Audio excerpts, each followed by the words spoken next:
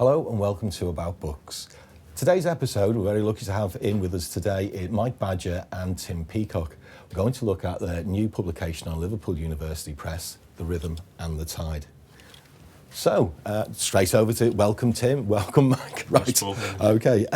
It's a cordial little paperback, this one. I thoroughly enjoyed reading it. It's written in very much a chronological and a conversational style. Any particular reason that you chose to do that? Because it could have been thematic. You've got enough themes in your life, Mike, to be writing about poetry and music and art. Why particularly in this style? I might just jump in there. I think it's because we actually, the kernel of the whole thing came from the fact that we actually had Mike kept some journals during the 70s and 80s, didn't he? And they were actually very detailed. And there's a lot of information about his time, his early years, the post-punk period in Liverpool, Eric's, etc. And his early gig going goes through to the first band he formed, the Kindergarten Paint Set, even before he started the Lars. So we kind of had all of this stuff, and there was great detail in there. We kind of thought, well, we should work forward from this. So I think that was the starting point. I guess that's why we began chronologically, didn't we? Well, it's nice to hear that that people have, many people have said it's got a real laid-back, very easy to read feel about it, but it wasn't something that we contrived. We just let it happen, really, because this is both our first book, So we didn't really have a format. So it's really refreshing to hear that it is an easy read, because why complicate things, Well, it's certainly been picked up. I've got a review from the Merseysider. And it all makes for a gloriously entertaining read, not least because the authors have an engaging, laid-back, anecdotal style. What impression it gave to me was it was the same type of experience a lot of us have had in terms of getting ready, getting the bus, going into town, seeing these bands. And I think that's certainly got a resonance for it. Were you not tempted to think about splitting it up into the different phases of your life, Mike? Well, they kind of all bleed into each other, and I'm somebody who's always works on intuition and instinct. I'm not a very academically minded person. So I'd like to think that anybody could pick up the book and be able to relate to it because of its those little personal things about getting the bus and, also, neither of us wanted a particularly hard black and white academic study on Liverpool culture and music and art. We wanted this is a life story. So it has got in there how I met my wife to be and the kids being born and because not everybody might have done a gig or had an exhibition or have released a record, but they've certainly fallen in love or they might have had children or whatever. So kind of gave it a bit more of a human aspect, I like to think, Yeah. Well, again, although you've written in a conversational and chronological style, I'm going to deal with it thematically, if you don't mind. Of course. Because we go back to, there's many strands within this book. First of all, the starting point was poetry, and then you've got the music, you've got the sculpture, and then after that you've also got the record label. So could we start with the poetry? Interesting piece about the poetry. I think reading the book, we get this sense that, Liverpool, late 70s, early 80s, quite a marginalised youth. I can see, Mike Badger growing up in that Liverpool scenario. Thatcher's cut starting to really bite, the city being quite downtrodden at the time. Then you decide to write some poetry. Was this really some sort of a rail about Plato's Republic, where he hated the poets because it made people think, or was it just some sort of progression that you decided you'd get up there and recite poetry? Well, I think the Blue Touch paper there was probably when I was 15 and I saw John Cooper Clarke on television and because that was, to me, was just like, wow, there is a God, and this Salford lad who was just ranting away and he was so funny so that kind of, it gave a signal saying, you don't have to have a band, you don't have to be able to play the guitar, you don't have to actually be a performer and to express yourself. So that's where I started off with my poetry, and I was just like, I was, you know, being like a little angst kid and moaning at people about being too trendy, or moaning about people about not being trendy enough, and you know, it's just like, you know, just moaning. Well, these things are vital when you're 17, aren't they? I mean, they're the things that really make the difference, you know. So it wasn't any political agenda at the time, although there are elements of that in the book, I must say. No, it was just about life. Just life. Yeah. Well, I'd like to. Could we have a reading, Tim? Yeah, There's a lovely piece about Mike's starting to his poetry and how that developed into a TV appearance. Right. Okay. Here we go. Dave C. from the Grapes booked the bands for the post-Eric's club Brady's and gave me a slot reciting my poems with a group from Burnley called the Not Sensibles, who most long-term underground heads will probably remember for their immortal tune I'm in Love with Margaret Thatcher. It was my first time on stage, and I was heartened because I went down really well. I exaggerated my usual persona and camped it up, spurting my words at the crowd, who seemed to appreciate my disdain. Teenage angst. I'd done my first gig. A new mate of mine, Kevin Wright, who started at St Helens College in 1980, had taken to calling me Badgeroo, so I went out under that name.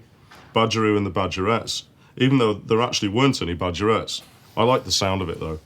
I did a few more support slots over the next few weeks, and Thelma McGough, a researcher from Granada TV, saw my set at one of these. She worked on a programme called After All That, This, presented by Nick Turnbull. Dave C. introduced me to her, and she told me she'd love my performance. Would I like to appear on the show? This was an unexpected turn of events. Yeah.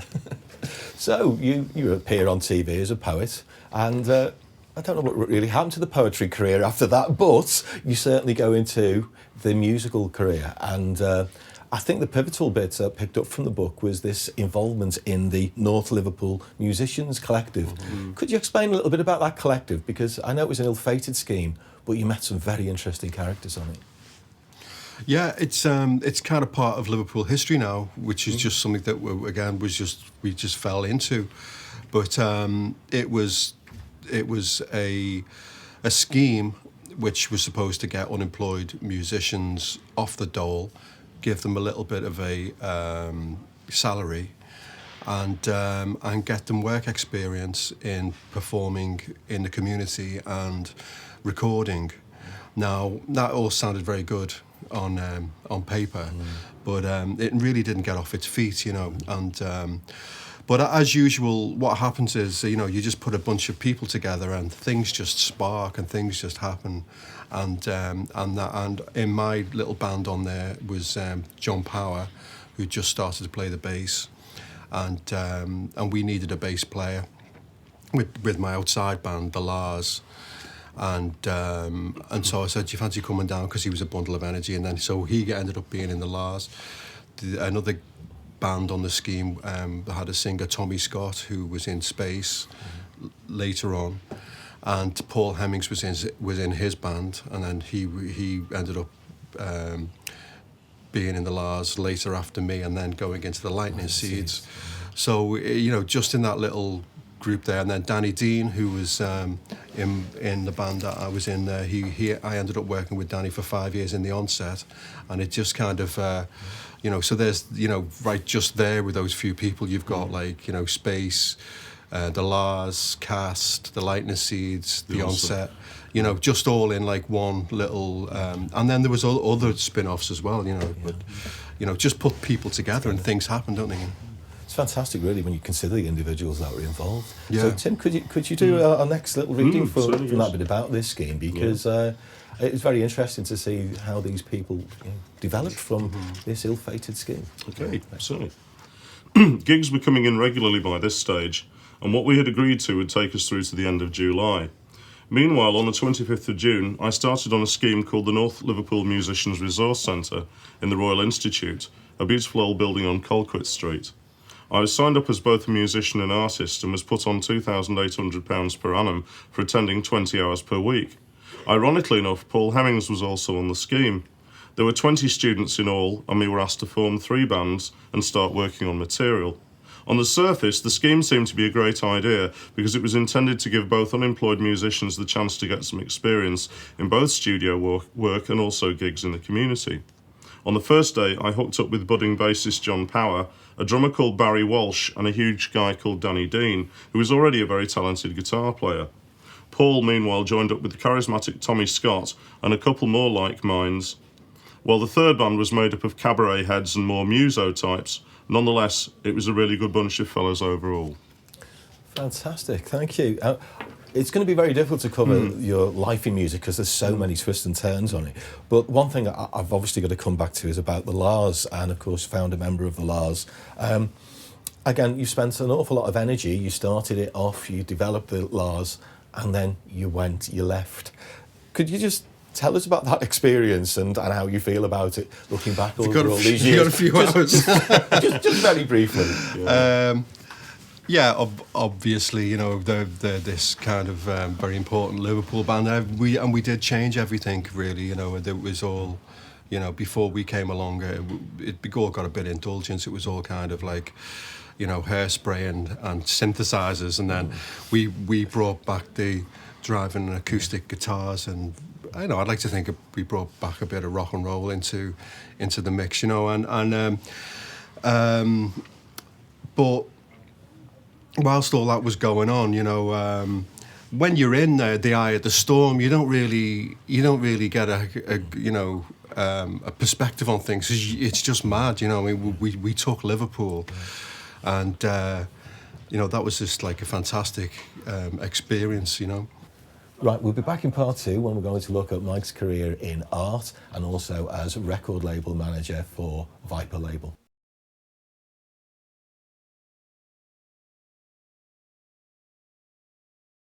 And welcome back to part 2 of About Books.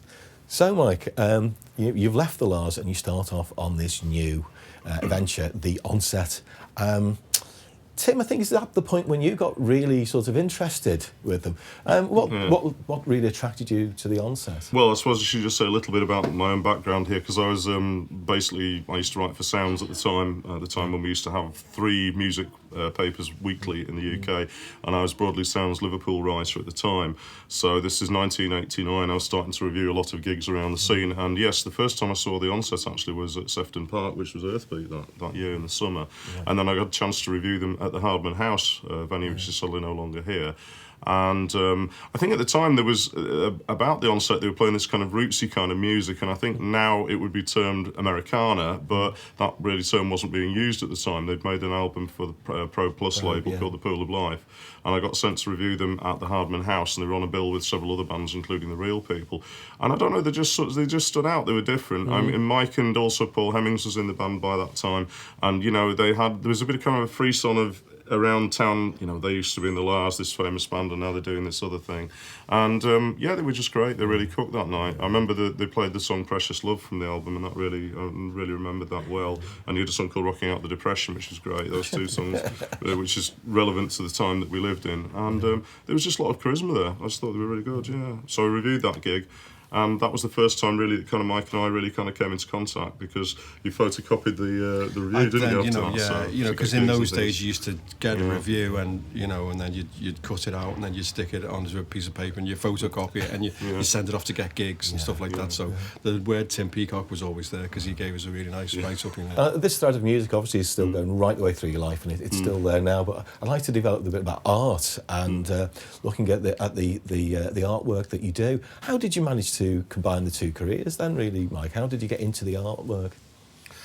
Well, again, it's always a very instinctive, intuitive way of working, and I mean, I've always used found objects and, you know, collages, picking up tickets and wrappers and stuff like that, and then it just kind of went 3D with tin cans, and I mean, it was a bigger surprise to me than anyone that after years and years of pouring my heart into writing songs and performing and touring, you know, never getting a big hit or a big major deal or anything, and then waking up and making a living as a sculptor. I mean, that was just bizarre. It's interesting, that link between the art and music, and we've got so many. I mean, I know Gary Daly, China Crisis, he paints. Frank Maudsley paints. Colin Verncombe, of course, with his artwork. Well, it's not just that. It's also like actors. A lot of actors are very good musicians, and a lot of musicians are actors, and it's all to do with that creative half of your brain, isn't it? You know, and really, it's us who define what we're capable of doing. You know, and. So I just see it all as being creative. John Lennon was a brilliant drawer, you know, and a conceptual artist, which he brought into his life after, you know. And satirist as a writer as well. A few more people have heard of him, like. Not that I mean, you've got your sculptures in various places around the city. In fact, it's listed in the book. And one of them I've seen, obviously, the Pen Factory. There's one there. Where else are they dotted around, and what's the subject matter like? Well, one of my first proper sculptures is in the Cavern Walks, and it was commissioned for John Lennon's 70th, what would have been John's 70th birthday, and so that's hanging above the stairwell in Cavern Walks. It's a composite of like old musical instruments, you know, which reflects the Beatles songs, and so that's hanging in Cavern Walks. I've got stuff in the National Wildflower Centre and in the Bluecoat Display Centre, and I forget where. I've been lucky to get a few really good commissions over the years. You know. Yeah. I mean, the one that came most notably to me was the Tin Planet album that you did for Space. Yes. Could you explain a little bit about that? How that came about? Well, Tommy and I have always been friends since the skiing days, and he had a big hit record with Spiders, and then they were recording their second album, and they didn't have a title for it, and they didn't have any theme for it visually, and he came to my studio to see if he could use anything, and then I ended up getting put on a retainer by the record label, and we themed all the singles and the videos and the TV adverts, and that was fantastic. Because all my work was on billboards around the country. Right. Could we just have another reading, Tim? Yes. Again, about the Lost and Found exhibition. So there's a little piece about this. This is Yeah. Okay. Here we go. Right. I'd been looking forward to it for what seemed like forever, but finally my first major exhibition, Lost and Found, opened at the Warrington Museum and Art Gallery on 30th of June and ran for just over 2 months. Admission was free, and the flyers billed it as starring Mike Badger's tin sculptures, collage and found objects. The flyer also had a mini bio that revealed a little about my modus operandi when it came to art. The images are drawn from popular culture and reflect Mike's fascination with the sci-fi, B-movie genre and the Merseyside music scene. The central focus of the exhibition is a large-scale interactive automaton based on a fairground ride created from found objects. Also included are decorative sculptures and original collages. Thanks to Cherry Gray's seemingly bottomless enthusiasm, Lost and Found was a spectacular show. The gallery spent a lot of money on painting all the walls and panels and framing dozens of my collages. They also wanted it to be as interactive as possible, so I crafted sculptures like one called Rocket to the Moon, where you hit a lever that sent a rocket up to hit a tin can, like a strength test at the fair. Paul Hemmings had put together an ambient sound collage at Clockwork Toys, African and Indian chanting and space-age sounds that echoed the visual subject matter over the PA, and it complemented the exhibition beautifully. The opening was well attended, and it really did feel like the first day of the rest of my life. Wow. So, poet, musician, artist, and then you go on to develop a record label, the Viper label. Why did you decide to go in that direction then, Mike? What was the purpose of that? Well, I've always worked closely with Paul Hemmings, you know, and he's always been very supportive of my music as well, and I just amassed a collection of acoustic songs after having the family, and the bands had kind of disappeared over the horizon, and but I was still felt the need to, you know, create writing songs and stuff, and Paul suggested that we did an album together. So he produced my first solo album called Volume, which was just a collection of like kind of late night, kind of introspective, reflective acoustic songs, and that did really, really good. And then we had a template then, so then we'd done it, so we understood, okay, You record it, produce it, manufacture it, distribute it, promote it. And once we'd got all those things in line, we did another one, and then another one, and another one, and then the next one we did was, I had a whole box of Lars tapes, which Paul knew about because he used to come and watch us, and then he joined us, and so he knew all about that. So we released the Lost Lars series, and that did really well, and then we did Arthur Lee and Shaq, which is another classic performance, Liverpool history there, and then we did, and it just kind of went on. And then the next thing is, 15 years later, we've done over 100 albums.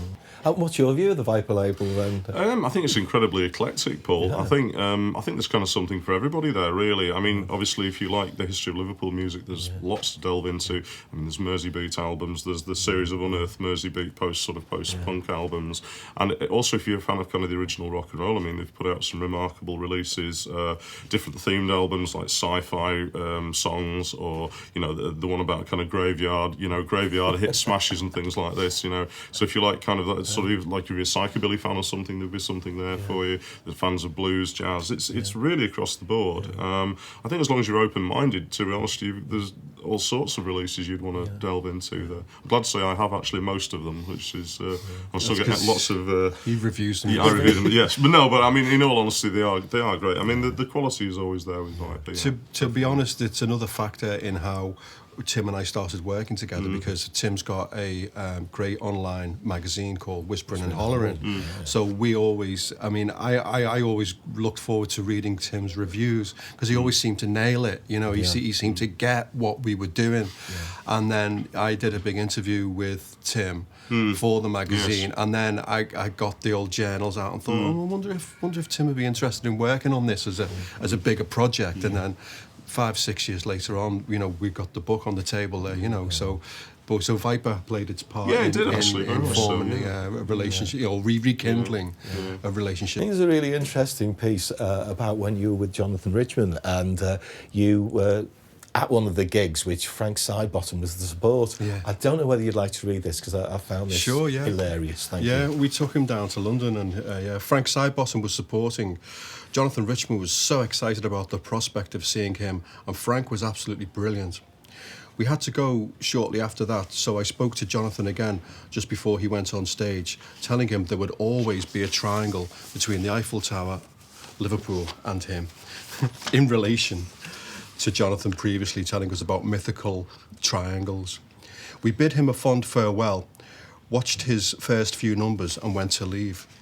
The exit was via the dressing room, and we found Frank Sidebottom sitting in there. He was still wearing his huge papier-mâché head, which amazed us, as we thought the first thing he'd want to do would be to take it off out in all that heat in that little club. It must have been at least 20 minutes since he'd come off stage. What's more, he was holding his head in his hands in a gesture of sorrow, like that. It was like the lines between fiction and reality had become entwined in a very unnerving way. I thought I'd better see if he was okay. "Are you okay, Frank?" I asked. "No," replied a melancholy Frank. "Why, what's the matter?" "Oh, it's little Frank." That's Frank's smaller puppet. "He's let me down again." No way," I replied. I thought he was really good. I thought this would cheer him up, but it had the opposite effect. "That's what I mean. He stole the show." This was getting too surreal for Danny, Tony and me. We left quickly, feeling like we'd just been in a scene from that old classic horror film, The Dead of Night. It just remains for me to thank Tim Peacock and Mike Badger for coming in and talking about their latest release, The Rythm and The Tide.